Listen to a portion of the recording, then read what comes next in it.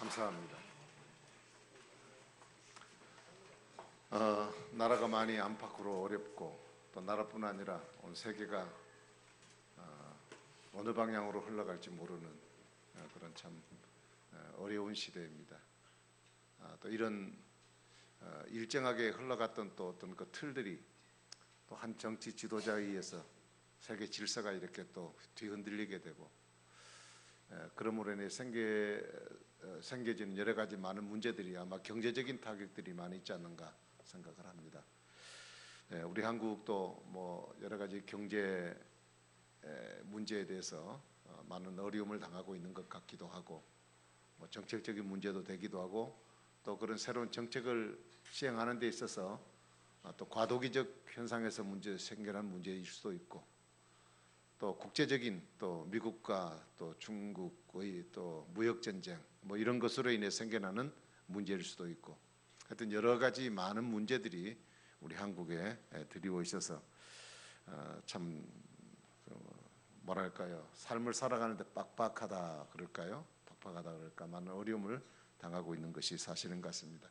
뭐 월급 받고 이렇게 생활하신 분들은 직접 피부로 와 닿는 느낌은 좀 덜 하시겠지만 실제로 자영업을 하시는 분들의 경우는 여러 가지 많은 부분에 힘들다라는 이야기들을 수시로 듣고 있습니다. 자, 이렇게 어렵고 힘든 시기에 우리가 또 추수감사절을 지킨다는 이 절기를 맞이하면서 우리 마음에 감사하는 마음이 쉽지 않을 것 같다 그런 생각을 해보기도 합니다. 그렇지만 우리의 그 환경 상황이라고 하는 것은 언제든지 내가 원하는 대로 와줘 있지 않기 때문에 우리가 평생을 살아가면서 정말 올해만은 감사하다 뭐 이런 경우들이 대체적으로 느껴질 때가 그렇게 많을까라고 생각하면 그렇지 않을 때가 훨씬 더 많았으리라 생각을 합니다. 문제는 우리 속에 어떤 환경에 의해서 상황에 의해서 그것을 핑계대어 감사하지 못하는 우리의 습관이 문제가 아닌가 그런 생각을 해보기도 합니다. 여러분, 하나님께서 원하시는 것은 감사이죠. 감사를 하되 좋은 환경에만 감사하는 게 아니라 내가 좋지 않다고 느껴지는 환경 속에도 감사하라는 얘기죠. 그래서 데살로니가전서 5장에도 말씀하고 있는 대로 범사에 모든 일에 하나님께 감사하라 그렇게 우리에게 주문을 하고 계십니다. 자, 우리가 그 하나님께 감사라는 그 감사의 말씀을 우리가 먼저 마음에 담고 오늘 본문의 내용을 한번 생각을 해보도록 하겠습니다. 자, 오늘 본문에 보니까 예수님께서 디베라라고 하는 지역의 갈릴리 바다에 바다 호수인데 원래 갈릴리는 호수입니다. 근데 바다라고 표현한 것은 너무 넓기 때문에 이스라엘 사람들의 입장에서 볼 때는 바다라고 느껴질 정도로 그렇게 큰 곳입니다. 그 건너편으로 이제 가실 때 많은 무리들이 예수님을 따라왔습니다. 근데 그때가 하필이면 명절이 가까운 때가 되었기 때문에 사람들이 각각 고향을 떠났던 사람들이 자기 집으로 찾아오는 이런 문제들 때문에 예수님이 그 시기에 활동을 하셨다는 또 그 시기에 그곳을 지났다는 이유 때문에 많은 사람들이 예수님을 따랐습니다. 그래서 많은 사람들이 예수님 앞에 이제 하나님 말씀을 듣고 있는데 시간이 지나고 해가 져갈 무렵이 되어졌을 때 말씀을 전하시던 예수님께서 이 백성들이 너무 시장하겠구나라는 생각이 들었습니다. 그래서 빌립에게 예수님이 어디서 이 사람들 좀 떡먹을 좀 구할 수 없겠는가 하고 그렇게 질문을 하고 물으셨습니다. 근데 거기에 돌아온 빌립의 대답은 해결할 수가 없습니다라는 대답이었습니다. 7절을 보시면 아시지만 거기에 모인 사람들 각 사람에게 조금씩 받게 할지라도 200데나리온의 돈이 필요합니다라고 얘기를 해요. 그러니까 얼마나 모였느냐는 남자만 5,000명이 모였습니다. 남자만. 그러니까 남자를 위한 집회는 아닙니다. 남자만 5,000명이니까 거기서 여자분들이나 그리고 아이들까지 포함하면 너끈히 15,000명 이상은 되지 않을까라는 생각을 해봅니다. 자, 이 사람들을 먹이는 데는 적어도 200데나리온의 돈이 필요한데 그것 갖고도 부족할 것 같습니다라고 했어요. 200데나리온이란 돈이 얼마나 되는가? 우리나라 돈으로 일당으로 20만 원이라고 생각을 했을 때 적어도 이 200데나리온은 4천만 원 내지 5천만 원 돈이 필요한 겁니다. 사실 이 제자들에게는 그 돈도 없습니다. 그런 돈이 어디 있겠습니까? 돈이 있다고 할지라도 그 많은 사람들을 어디서 그 많은 떡을 구입해서 이 사람들을 먹일 수 있겠습니까? 현실적으로 정말 어렵다고 대답할 수밖에 없는 문제입니다. 자, 그때 시몬 베드로의 형제인 안드레가 뜻밖의 그 도시락을 하나 들고 와서 예수님께 얘기합니다. 9절의 말씀을 보면 한 아이가 예수님의 말씀을 들으러 오면서 엄마가 싸줬는지 모르겠지만 도시락 하나를 들고 왔어요. 도시락에는 뭐가 들어있느냐 보니까 보리로 만든 떡 5개와 물고기 구운 것 2마리로 이렇게 들어있는 도시락입니다. 이거는 한 아이가 먹을 소량의 음식입니다. 그래서 이것을 예수님께 내밀었어요. 한 아이가 이 도시락 갖고 왔는데 이걸 예수님께 드리라고 가져왔지만 이것 가지고는 아무것도 할 수 없습니다 라고 얘기를 했습니다. 여러분 생각해봐도 그렇잖아요. 그 5천 명이 되는 사람 앞에 장정 한 사람으로도 채 배가 부르지 못할 그런 소량의 음식 가지고 무슨 문제를 해결할 수 있겠습니까? 그런데 이 문제 앞에 빌립이나 그리고 안드레가 제안한 내용들 앞에 도저히 불가능한 이 현실 앞에 예수님께서는 그 문제를 받아들이시고 이렇게 얘기를 하셨어요. 사람들을 조금씩 이렇게 사이를 두고 서로 둘러 앉으라고 말씀을 하셨습니다. 예수님은 이 사람들을 자리에 앉게 한 후에 그 조금 전에 가지고 왔던 안드레가 가져왔던 보리떡 5개와 물고기 2마리를 가지고 이것을 손에 드시고 사람들이 지켜보는 가운데 예수님이 축사를 하셨습니다. 11절에 보면 예수께서 떡을 가져 축사하신 후에 앉아있는 자들에게 나눠주시고 물고기도 그렇게 그들의 원하는 대로 주시니라 그런 말씀을 하셨어요. 이게 축사라고 하는 말은 축복하고 감사한다는 뜻입니다. 축복하고 감사한다는 거예요. 쉽게 말하면 우리가 식사를 할 때 식사 기도를 할 때 감사 기도를 드리듯이 하나님 앞에 이 음식에 대한 감사의 기도를 드리게 된 겁니다. 그런데 예수님께서 축사하신 후에 그 도시락을 모인 사람들에게 나눠줘서 먹였는데 5천 명을 먹였는데 그들이 어느 정도였느냐 이것을 다 배불리 먹고 그리고 남은 조각이 12바구니가 되었다라고 성경은 말하고 있는 것 12절 13절에 말하고 있는 것을 보면 그들이 충분하게 먹고 거기에 모이는 어린아이까지 충분히 먹고 아이고 이제 배불러서 못 먹겠어 하고 밀어놓은 음식을 담아놨더니 그 부스러기가 12바구니에 찼다고 얘기를 했습니다. 여러분 예수님 곁에 눈을 똑바로 뜨고 지켜보고 있던 제자들도 이것은 믿을 수 없는 사건이었습니다. 그리고 이 성경을 기록한 요한도 그 자리에 있었습니다. 그렇지만 그 일이 어떻게 된 것인지에 대한 부분에서 자세하게 기록을 해놓지 않습니다. 자, 축사하시고 나누어 주셨다고 그랬어요. 축사를 하시고 그 다음에 나누어 주셨다. 이 말 외에는 이 부분에 대한 과정에 대한 설명이 없어요. 왜 설명이 없느냐? 그는 예수님이 축산 위에 일어난 그 기적에 대해서 인간의 언어로는 표현할 수가 없기 때문에 그렇습니다. 단지 축사만 하셨을 뿐인데 그것을 눈으로 보면서도 보았음에도 불구하고 이게 어떻게 되어진 것인지 과정을 설명할 수가 없었다는 얘기죠. 여러분 지금 상황은 축사하고 감사할 상황은 결코 아니지 않습니까? 모자란 상황이고 사람들이 배고픈 사람들이 그 문제들로 이제 시끌벅적한 상황 속에 있는데 예수님은 이것을 감사하셨다. 근데 감사로 그 문제를 해결해 내셨다는 것이 오늘 본문의 말씀인 것입니다. 여러분 이 5천 명을 배부르게 하고 12강주리고 남게 하신 이 일은 예수님이 축사를 하기 전의 말과 축사를 하고 난 이후의 단어 자체가 달라집니다. 이 가난이라는 언어가 결국 부요라고 하는 언어로 바뀌게 되어지는 장면을 오늘 본문을 통해 볼 수 있습니다. 부족으로 인한 불평이 오히려 남아서 아우성치는 그런 말씀으로 탈바꿈되었습니다. 200데나리온을 주고도 부족하다는 말이 이제는 먹고 남아서 12바구니가 넘친다는 말을 했습니다. 오병이어 보리떡 5개 물고기 2마리를 가지고 이 사람에게 많은 사람을 얼마나 먹일 수 있겠는가라고 하는 고민스러운 내용이 이제는 빈곤의 그 언어가 저희가 배불렀다고 하는 말로 이 상황이 바뀌게 된 겁니다. 모자랄 것 같다는 말이 남았다는 즐거운 비명으로 나오고 있습니다. 여러분, 이 중간에 있는 것, 축사하시고 나누어 주셨다는 바로 그 중간에 있는 것이 바로 뭐냐? 감사라고 하는 것입니다. 여러분, 감사만 해도 풍부해진다고 하는 것을 본문은 설명하고 있는 것입니다. 그렇다면 예수님께서 지금 우리에게 보여주신 감사의 의미는 뭐냐? 예수님을 따르는 무리들을 향하여 주님께서 축복 선언을 하신 것입니다. 그를 따르는 사람들에게 주님이 책임을 주시겠다고 하는 특별한 선언인 것입니다. 예수님의 감사는 그들이 원하는 대로 풍요를 주시고 그리고 풍성하게 먹이시겠다고 하는 것입니다.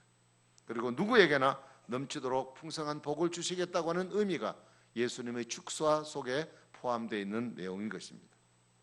자, 예수님이 축사를 하셨는데 누구에게 축사를 하셨느냐? 떡을 두고 축사하신 것이 아니라 그를 따르는 무리에게 축사를 하신 것입니다.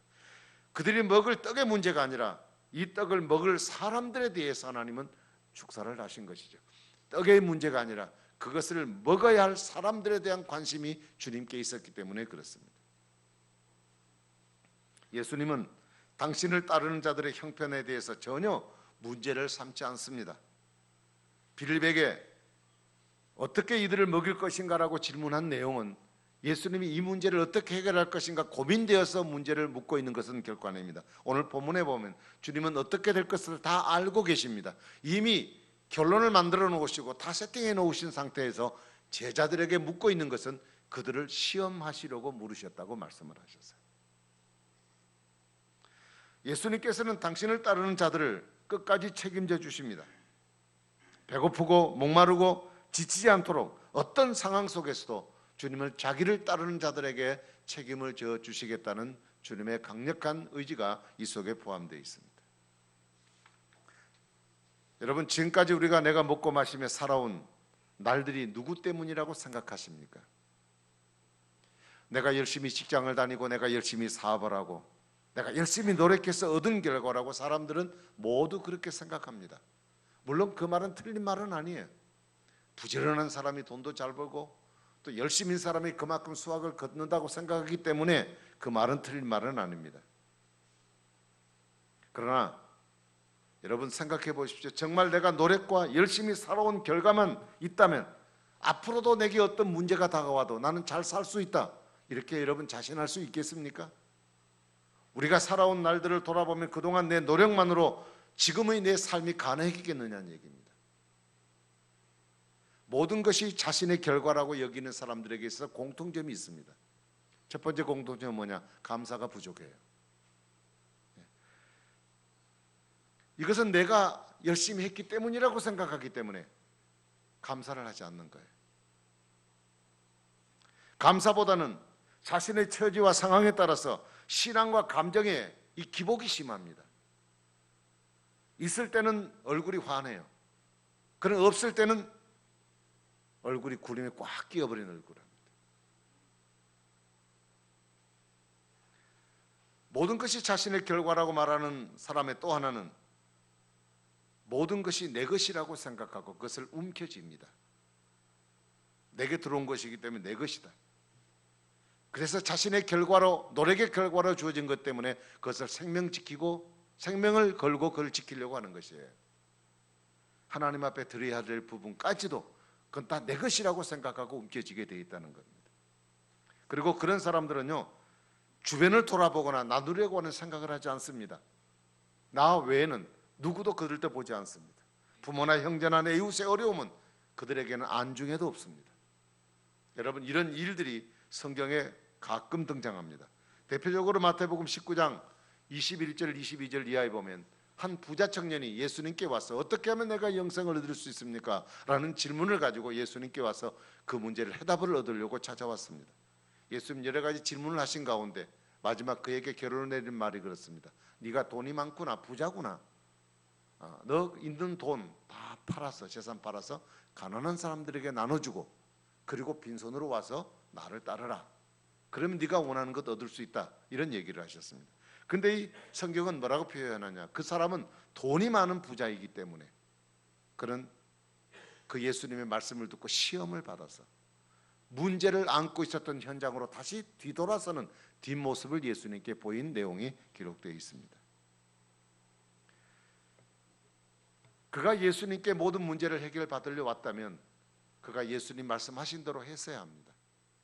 그러나 여태까지 내가 모았던 이 돈은 다 누구 돈인데, 내가 어떻게 해서 모은 돈인데 이걸 내가 어떻게 그럴 수 있느냐, 끝까지 지켜내려고 하는 욕심 때문에 결국 그가 갖고 있는 근본적 문제를 해결받지 못한 부분을 보게 됩니다. 예수님은 예수님을 따르는 모든 자들을 축복하십니다. 예수님을 따르는 모든 자들에게 감사로 부족과 궁핍을 채워주기를 원하시는 주님이십니다. 그러므로 내가 누리는 모든 것이 내 삶의 결과가 아니라, 내 노력의 결과가 아니라 모든 것이 주님이 우리를 축사하신 결과이구나 라는 사실을 우리가 인정해야 할 필요가 있다는 거예요. 나를 향하신 예수님의 감사와 그 축복이 오늘 나의 삶의 모든 것들을 누리게 하셨음에 대한 믿음이 우리에게 필요하다는 것입니다. 내가 주님을 따르는 삶을 살았기에 주님이 내게 복을 내린 것입니다. 그래서 내가 누리고 있는 모든 것은 다 주님께로부터 온 것입니다. 예수님의 축사가 없었다면 오늘의 내 모습은 아무것도 내놓을 것이 없습니다. 그렇다면 우리가 가져야 될 신앙은 어떤 신앙이냐? 감사하는 신앙이에요. 감사하는 신앙. 감사는 우리에게 예수님의 공급과 채워주심을 받는 비결입니다. 감사는 우리의 현재와 내세에 더 큰 복을 누리게 만듭니다. 감사는 내 삶에 500리의 기적을 가져오게는 비결인 것입니다. 예수님의 이 축사는 과거만 아니라 지금도 계속되고 있습니다. 오늘 우리의 필요한 모든 것을 공급하기 위해서 지금도 예수님은 우리의 삶의 현장에서 우리를 향하여 축사하고 계십니다. 사랑하는 여러분, 오늘도 저나 여러분들의 삶, 매일의 삶 속에서 이 500여의 기적을 놓치지 않고 살아가기를 주님의 이름으로 축복합니다. 감사는 신앙을 통해서 우리의 삶이 더 건강해지는 그런 복을 누리게 만드는 겁니다. 부족할수록 감사해야 기적이 터집니다. 여러분, 보잘것이 없는 그 현실일지라도 하나님 앞에 기적 일으키는 감사, 없을수록 더 감사하고 더 많은 것으로 채워야 할 필요가 있다면 이것은 하나님 앞에 감사해야 할 일임을 우리는 잊지 말아야 합니다.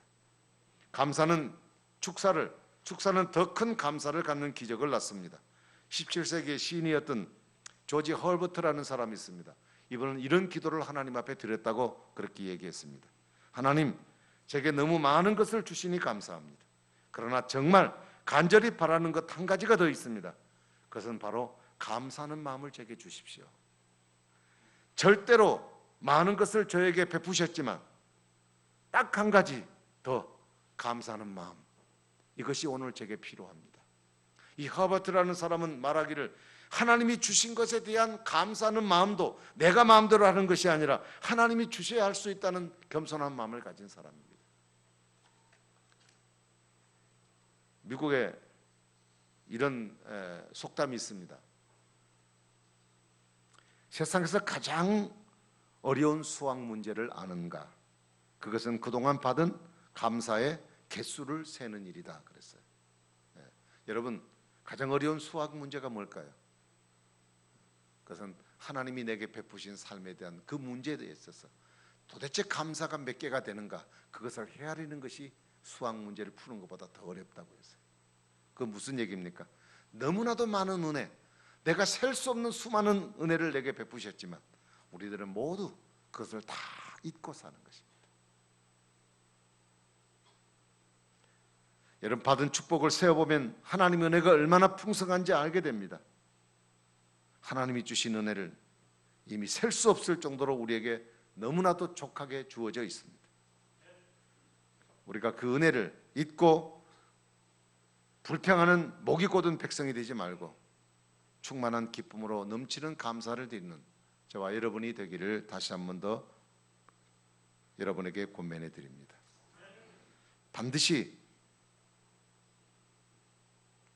우리가 하는 일에 형통하는 축복, 바로 그것은 내게 베풀어 주신 하나님 은혜를 기억하고 감사하는 일이라는 것을 결코 잊어서는 안 될 것입니다.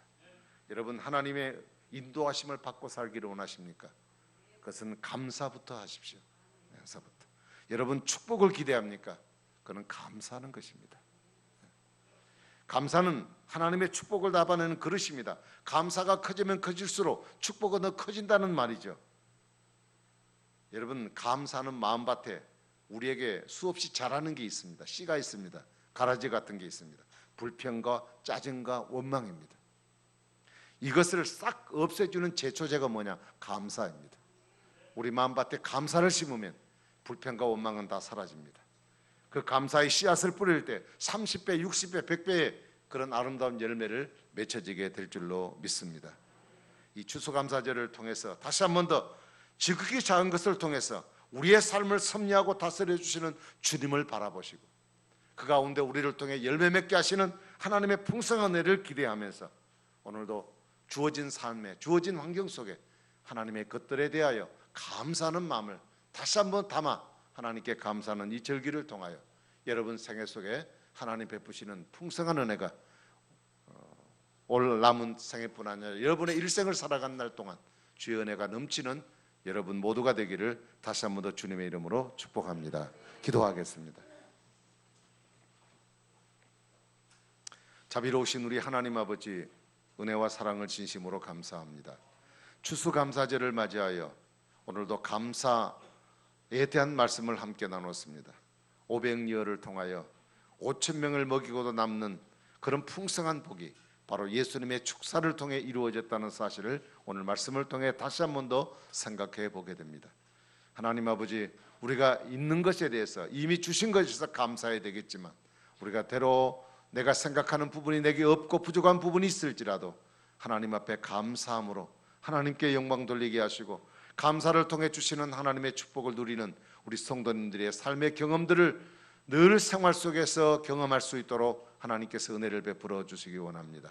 우리가 부족합니까? 하나님의 능력이 필요합니까? 우리가 늘 감사해야 된다는 하나님의 요구에 대하여 하나님의 말씀에 대하여 다시 한번 귀담아 듣고 우리의 삶을 책임져 주시는 주님 앞에 우리가 늘 생애를 통하여 감사하고 살아가는 우리 모두가 될 수 있도록 주님 축복하여 주시옵소서. 감사하옵고 예수님 이름으로 간절히 기도하옵나이다. 아멘.